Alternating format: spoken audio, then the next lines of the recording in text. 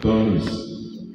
Il dit, je vous laisse la paix, je vous donne ma paix, et je ne vous la donne pas comme le monde donne. Croyez en Dieu, et croyez en Jésus. Et c'est le thème de ce message, la paix intérieure, et le sujet, frères et sœurs. Je vais vous faire part de 5 convictions qui procurent la paix intérieure. En tant que chrétiens, nous devrions avoir conviction. Nous devrions croire que Dieu est souverain. Nous devrions croire que c'est le Dieu de la provision et que Dieu nous a créés pour un but que nous ne savons même pas, et qui nous donne de place dans son royaume pour le louer, pour l'exalter, comme le psalmiste a dit dans Psaume 100. Vous tous, peuple, poussez des cris de joie vers l'Éternel. Et nous avons une mission à accomplir sur la terre. Et pour l'accomplir, il faut que nous soyons en paix. Jésus veut qu'il y ait paix dans l'Église, paix dans les familles, paix dans la société. Regardez le monde qui est là, dit que la paix de Dieu soit avec vous. Et se procurer la paix, frères et sœurs, c'est créer un environnement de tranquillité, un environnement de sécurité et d'harmonie en résolvant des conflits, en favorisant la compréhension mutuelle et en promouvant la justice. Nous sommes des artisans de paix. Regardez avec moi la déclaration de Jésus dans ses béatitudes lors de son sermon sur la montagne. Matthieu chapitre 5, le verset 9. J'aimerais que vous lisiez le texte vous-même pour voir ce que le maître du salut, qu'est-ce qu'il a dit. Heureux ceux qui procurent la paix, car ils seront appelés fils de Dieu. Donc pour être fils de Dieu, il faut qu'on procure la paix. Et quand vous arrivez dans une zone où il y a des troubles, il y a des discussions folles, où il y a un feu qui s'allume, et bien votre présence doit apporter la paix. Nous vivons vraiment dans un monde de tempête, un monde de turpitude de la vie, un monde de problèmes, où chaque jour on se voit submergé, frères et sœurs, et on se pose souvent des questions. Pourquoi c'est moi et non pas l'autre? Le philosophe dit toujours pourquoi quand il voit un problème. Par contre, le savant, face au problème, lui, il dit comment. Et bien nous autres, de temps en temps, quand nous faisons face à une difficulté, on se met à la place du philosophe, on se dit pourquoi cet événement arrive, pourquoi ce problème, pourquoi la pauvreté, pourquoi la famine, pourquoi la maladie, pourquoi les troubles, pourquoi la guerre. Mais ce matin, je veux vous dire de demander plutôt comment réagir à un événement. Comment faire? Qu'est-ce qu'on doit faire pour avancer? Quand vous vous posez cette question pourquoi, vous cherchez la source. Et bien souvent, Dieu ne nous révèle pas les sources des problèmes. Parce que lui, il connaît la source, il connaît les difficultés. Ce que nous avons besoin, c'est de nous approcher de Dieu pour lui demander force et courage et pour nous aider à traverser les situations difficiles. Peut-être vous vivez un deuil, vous êtes dans les afflictions, peut-être vous avez perdu votre emploi, vous êtes des chômeurs, peut-être vous êtes en quête d'une résidence permanente et que vous voyez les jours passer et que vous n'avez pas encore reçu votre appel ou la confirmation. Ne dites pas pourquoi je n'ai pas encore la réponse, mais il faut dire à Dieu, donne-moi la sagesse pour attendre, parce que la réponse viendra quand même dans le nom de Jésus. Je vous encourage, frères et sœurs, de vous rappeler des vérités fondamentales, des vérités immuables de la parole de Dieu qui ancrent votre foi et nourrissent votre paix intérieure. Quand vous demandez à Dieu force et courage, à ce moment, vous saurez où vous diriger. Et vous aurez un but et votre énergie sera renouvelée. C'est ainsi, frères et sœurs, que vous connaîtrez la paix intérieure. Dans le sermon de ce matin, frères et sœurs, je vous invite à penser à la souveraineté de Dieu. Est-ce que Dieu est souverain?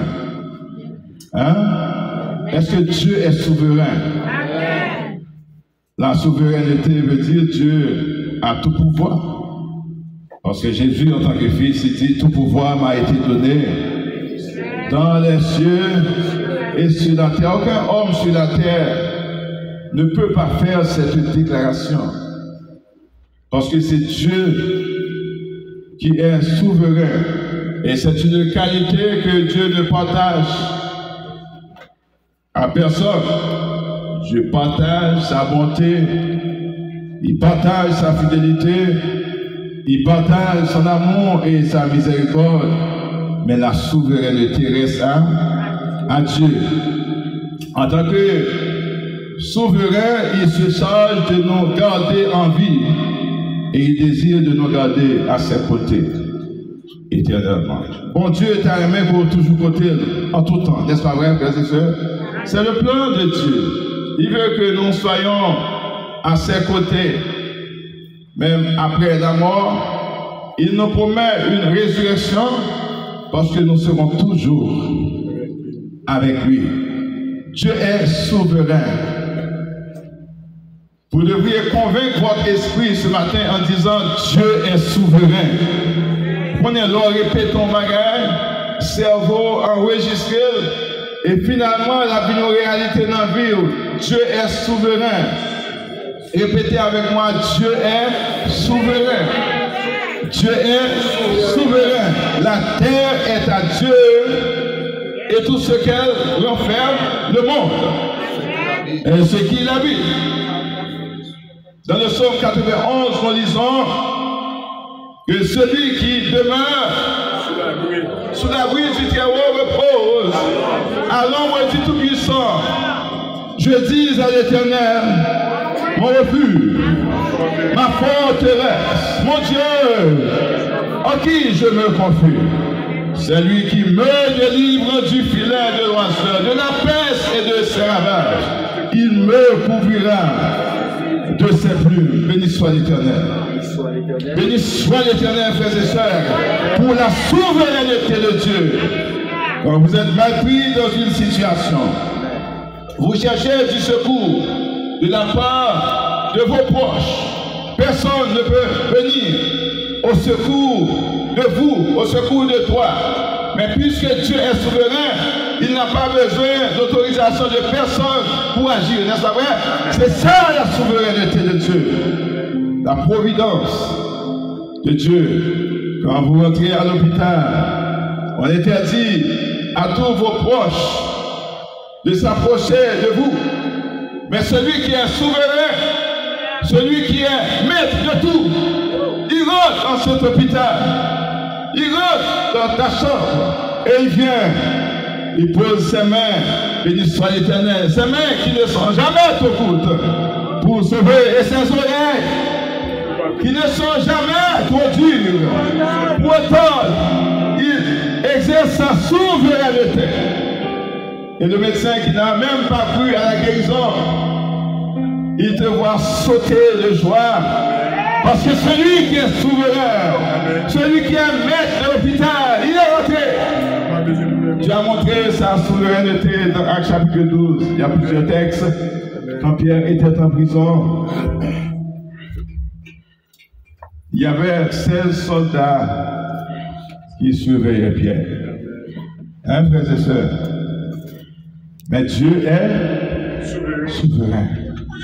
Hein? Est-ce que Dieu a déjà exercé sa souveraineté pour vous? Hein? Levez vos mains vers le ciel. Dis merci à Dieu pour la souveraineté. Merci Dieu pour ta puissance. Si vous croyez que Dieu est souverain, frères et sœurs, eh bien vous êtes sur la voie pour être en paix. Je dis ce matin la paix intérieure. Dans Isaïe 46, verset 10, voilà ce qui est écrit. Je suis l'Éternel. Il n'y a point d'autre Dieu devant ma face. Je suis Dieu et nul n'est semblable à moi. Je suis l'Éternel, c'est là mon nom. Et je ne donnerai ma gloire. Je ne donnerai ma gloire à personne ni mon honneur aux idoles. Moi, j'aime mon Dieu parce que souverain. Moi, j'aime mon Dieu parce qu'il a toute force. Dieu, dans sa souveraineté, il nous protège. Et le prophète Isaïe nous dit au chapitre 41, verset 10, parce que Dieu est souverain, il dit, ne crains point, quand je suis avec toi, ne promène pas des regards, c'est qui un cas, moi-même je suis ton Dieu, je viens à ton secours, et je te soutiens de ma droite triomphante. J'aimerais ce matin que vous répétiez vous-même, mais la droite de l'Éternel est élevée. La droite de l'Éternel, béni soit l'Éternel, la droite de l'Éternel manifeste sa puissance. David avait dit, dans sa situation, je ne mourrai pas. Nous pouvons dire comme David, je n'échouerai pas, je ne mourrai pas, je ne connaîtrai pas de défaite, parce que le Seigneur est dans mon corps. David disait, je vivrai et je rapporterai les œuvres de l'Éternel. Dieu est souverain. C'est moi, l'Éternel, qui dès le commencement annonce ce qui doit arriver. C'est Dieu dans sa souveraineté. Dans son omniscience, il voit tout. Dans son omnipotence, il a toute puissance. Dans son omniprésence, béni soit l'Éternel, ses yeux sont fixés sur nous. Levez-moi. Dis bon Dieu, merci matin. Merci Seigneur, merci parce que tu désires me garder à tes côtés. Merci parce que tu me couvres de tes ailes. Combien de monde tu es sorti au cachet en bas là? Combien de monde qui cache en bas là? Lorsque les poussins se cachent sous les ailes de leur mère, de la poule, eh bien, ils se sentent protégés. Eh bien, Dieu disait à Israël, j'ai déployé mes ailes. Je te cache pour te protéger. Frères et sœurs, restez sous les ailes de Dieu. Dis avec moi, béni soit l'Éternel. Non seulement Dieu est souverain, la paix intérieure, frères et sœurs. Deuxième conviction, la première conviction, il faut savoir que Dieu est souverain, il a toute puissance. Deuxième conviction, c'est le Dieu de la provision. On nous dit c'est le Dieu de la provision. C'est le Dieu de la provision. Quel est le plus grand bien que Dieu nous a donné, frères et sœurs? Qui pour plus gros bien que mon Dieu va? Non, avant la santé, qui plus gros bien que mon Dieu va? Hein? Qui plus gros bien? Les amis, c'est Jésus. Le plus grand bien que Dieu nous donne, c'est Jésus. On nous dit vive Jésus. Jésus se place entre nous et nos adversaires. Qui est-ce qui fait ça matin? Moi, tout matin, on n'a pas besoin de peur, c'est pour rester dans la paix parce que Jésus se place entre vous et vos adversaires. Et ça fait dire, le voleur ne vient pour dérober, pour égorger, pour détruire. Mais moi, je me tiens là. Et je suis venu pour vous donner la vie et la vie en abondance. On peut lire Psaume 34 pour voir ce que la parole de Dieu nous dit. Verset 10. Craignez l'Éternel, vous ses saints. Ouvrez votre Bible. Craignez l'Éternel, vous ses saints. Là, mon jeune texte en même tour. Craignez l'Éternel. Qui est-ce qui sait? Est-ce que son mur? Est-ce que son mot se boit? Craignez l'Éternel, vous ses saints. Qui sont ces saints? On ne vous a pas appelé saints et bien-aimés. Et qu'est-ce que la parole de Dieu vous demande? D'avoir la crainte de Dieu. Craignez l'Éternel, vous ces saints. Pourquoi? Car rien ne manque. Car rien ne manque. Plus fort, car rien ne manque. L'Éternel est mon berger. Je ne manquerai de rien. Il me fait reposer. Le Dieu de la provision n'a-t-il pas exercé ce pouvoir pour Abraham, frères et sœurs? N'a-t-il pas exercé ce pouvoir pour Agar dans le désert?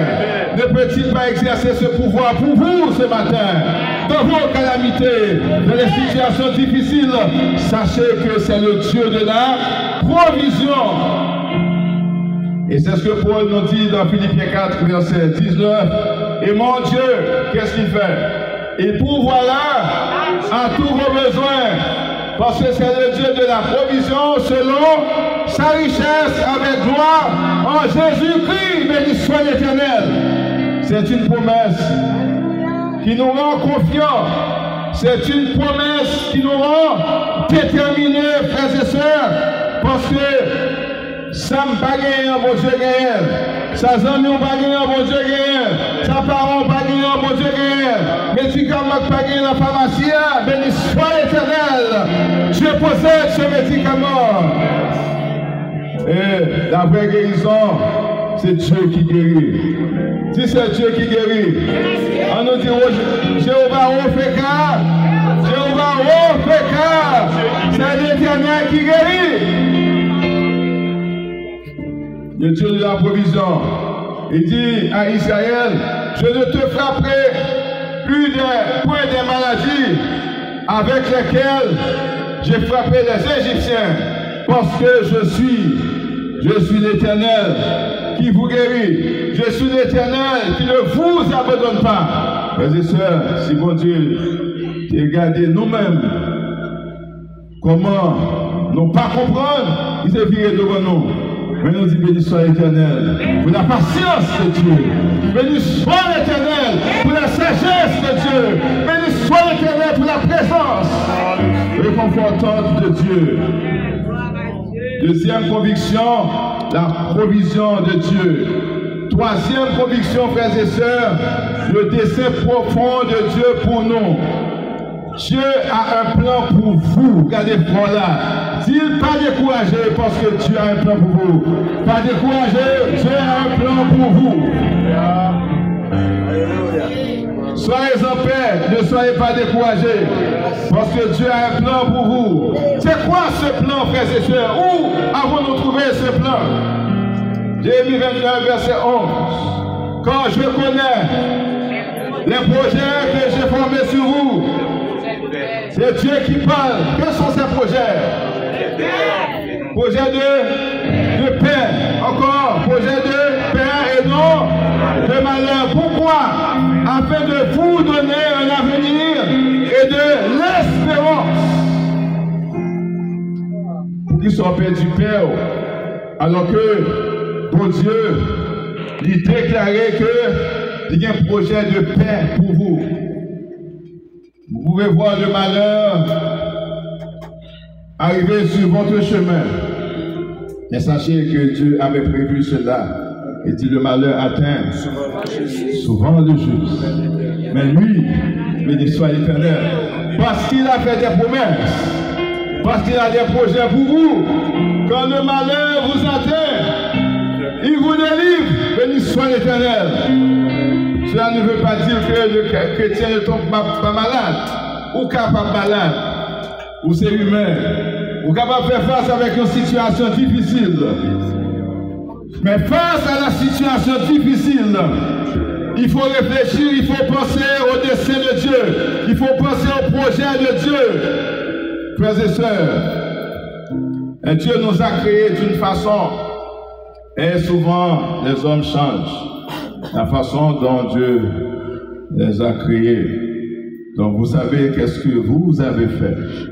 Vous êtes une créature unique. Vous êtes une créature exceptionnelle que Dieu a créée pour un but. Maintenant, par l'Esprit de Dieu, frères et sœurs, j'aimerais vous dire, il ne faut pas corriger Dieu. Souvent, nous corrigeons Dieu. Nous corrigeons Dieu, frères et sœurs, des sourcils, des ongles, des cheveux.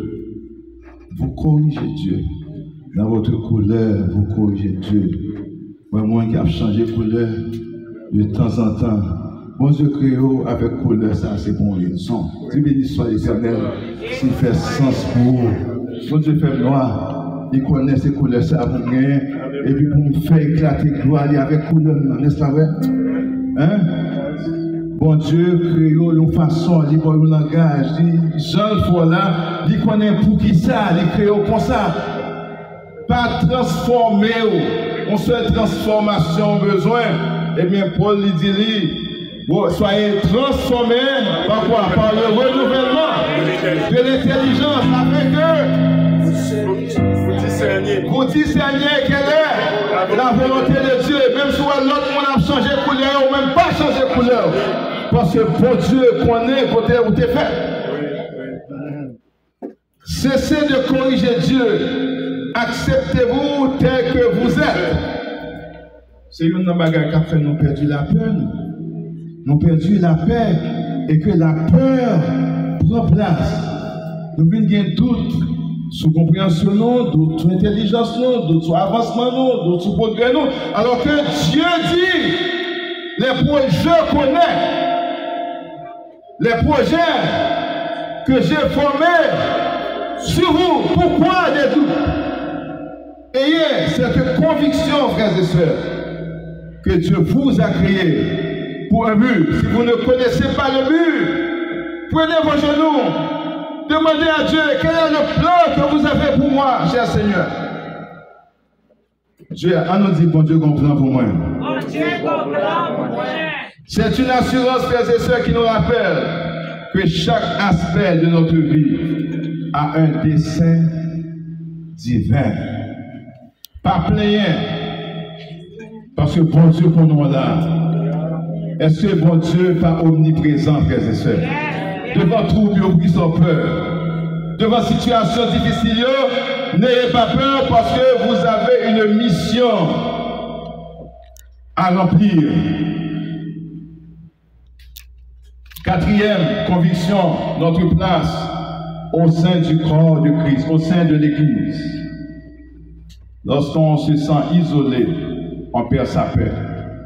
Mais quand on trouve sa place dans la maison de Dieu, on trouve une famille, on se sent bien, on se sent protégé comme Paul dit dans 1 Corinthiens 12, 27, vous êtes le corps de Christ, l'Église, et vous êtes ses membres, chacun pour sa part. Vous qui écoutez la parole de Dieu ce matin, si vous n'êtes pas encore membre d'une assemblée locale, vous n'êtes pas appartenu à un groupe, à une communauté, c'est l'heure de le faire. Vous devriez trouver votre place dans une communauté où vous vous sentez aimé, apprécié et valorisé pour être tranquille. Comment vous êtes toujours tranquille? Toujours dans la paix. Eh bien, Dieu donne la paix. Il donne de la force à celui qui est fatigué et il augmente la vigueur de ceux qui tombent en défaillance. Nous sommes appelés à vivre en harmonie avec nos frères et sœurs de la foi, à reconnaître notre identité en tant que chrétiens.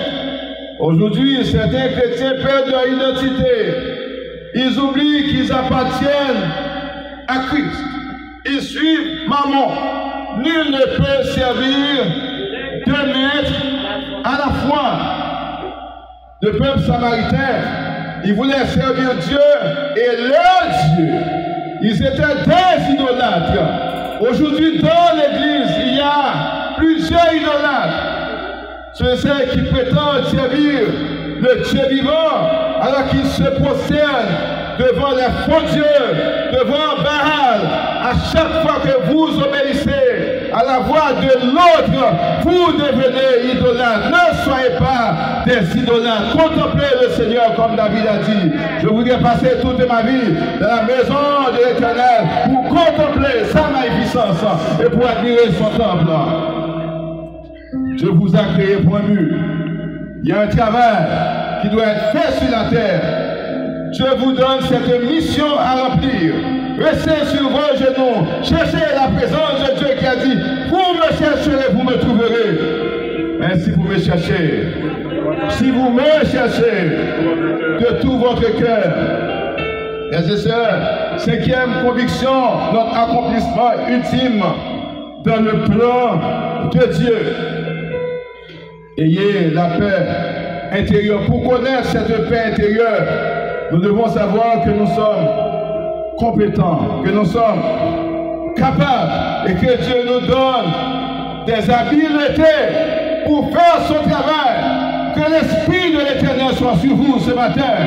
L'Esprit de force, l'Esprit de crainte de l'Éternel. Ésaïe 61. Regardez, frères et sœurs, le Saint-Esprit de Dieu. Vous devriez avoir l'Esprit de Dieu en vous à chaque fois qu'une situation arrive, pour que vous sachiez que Dieu n'a pas changé. Il est le même hier, il est le même aujourd'hui, éternellement. Ésaïe 11, verset 1. L'Esprit de l'Éternel reposera sur lui, Jésus. L'esprit de sagesse. Demandez à Dieu la sagesse ce matin. L'esprit d'intelligence, l'esprit de conseil, l'esprit de force, l'esprit de connaissance et l'esprit de crainte de l'Éternel. La crainte de l'Éternel, c'est le commencement de la sagesse. Et la sagesse d'en haut, elle est pure, elle est modérée, elle est conciliante, elle est pleine de bonté et de miséricorde.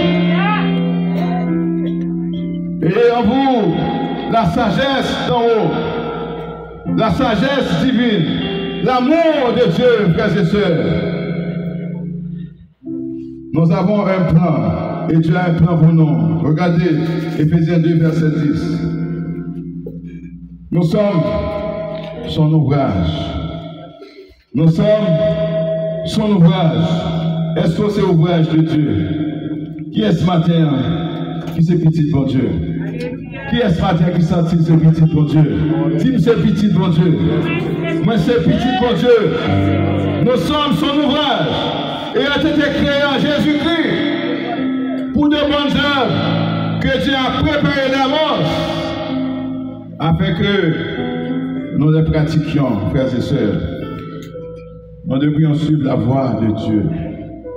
La paix intérieure, pour avoir cet équilibre, pour avoir cette paix, il faut savoir, frères et sœurs, que Dieu est souverain. Reprenons, frères et sœurs, les 5 points ce matin. Dieu est souverain. C'est le Dieu de la provision. Le dessein profond de Dieu pour, dis pour moi, le dessein de Dieu, le plan de Dieu pour moi. Est-ce que bon Dieu n'a pas mon plan pour vous? Est-ce que bon Dieu n'a pas mon plan pour vous? Ça ne faut pas de mourir un accident, c'est parce que bon Dieu a gagné un plan pour. Ça fait méchant va finir avant, c'est parce que bon Dieu a un plan pour. Troisième point. Dieu a un plan pour nous et nous avons une place dans le royaume de Dieu. Personne ne peut vous mettre dehors, sinon que vous-même. Mais Dieu a créé une place pour vous. Restez à votre place, servez le Seigneur, frères et sœurs. Sachez que vous avez quelque chose à accomplir pour Dieu, la paix intérieure. Ce sont ces convictions que vous devriez avoir en vous pour avoir la paix intérieure. Pas compliquer la vie. Soufflez en paix, pas compliquer la vie. Soyez simple. Soyez prudents comme des serpents. Et simple comme colombe. Que Dieu vous bénisse ce matin. Que Dieu vous bénisse ce matin. La paix intérieure. La paix de Dieu qui surpasse toute intelligence humaine. Que cette paix regarde précieusement en Jésus-Christ, le Sauveur. C'est Jésus qui dit: heureux ceux qui procurent la paix, car ils sont appelés fils de Dieu. Si vous arrivez dans une zone, on a critiqué tout, on va petit prendre Dieu. Si vous arrivez dans une zone, on a détruit tout, bon problème, parce que Dieu porter la paix. Heureux ceux qui procurent la paix,